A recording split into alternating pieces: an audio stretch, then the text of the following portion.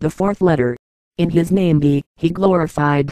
And there is nothing but it glorifies him with praise.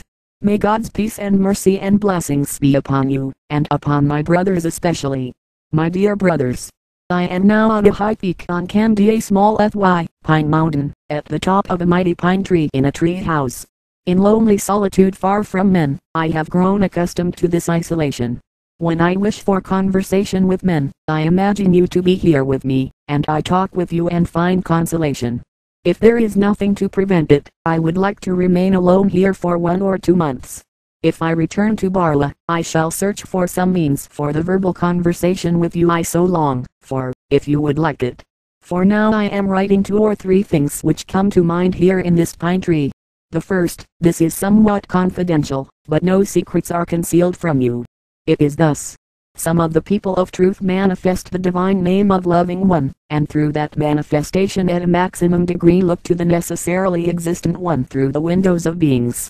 In the same way, but just when he is employed in service of the Quran as it is the herald of its infinite treasuries, this brother of yours who is nothing, but nothing, has been given a state that is the means to manifesting the divine names of all compassionate and all wise.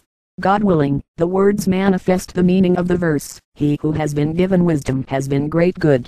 The second, this saying concerning the Naqshbandi order suddenly occurred to me. On the Naqshbandi way, one must abandon 4 things, the world, the hereafter, existence, and abandoning itself.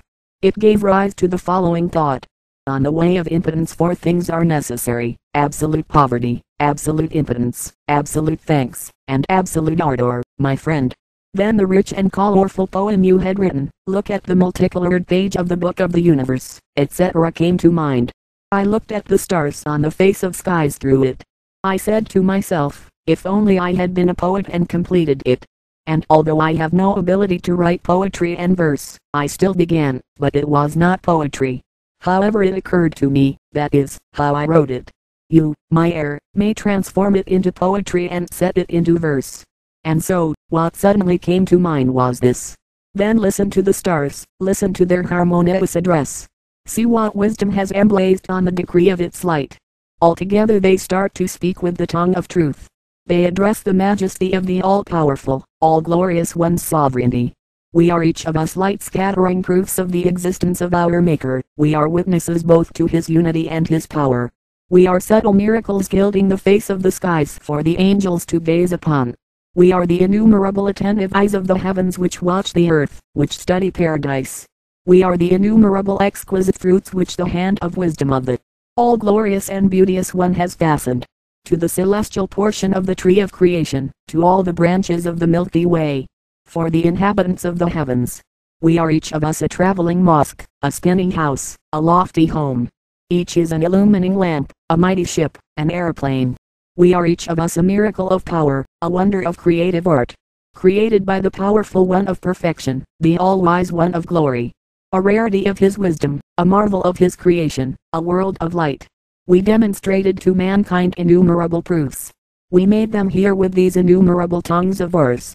But their accursed and seeing, and believing eyes did not see our faces. They did not hear our words.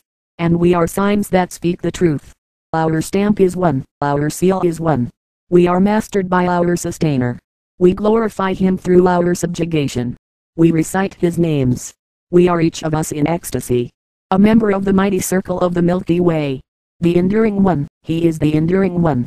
Said Nursi.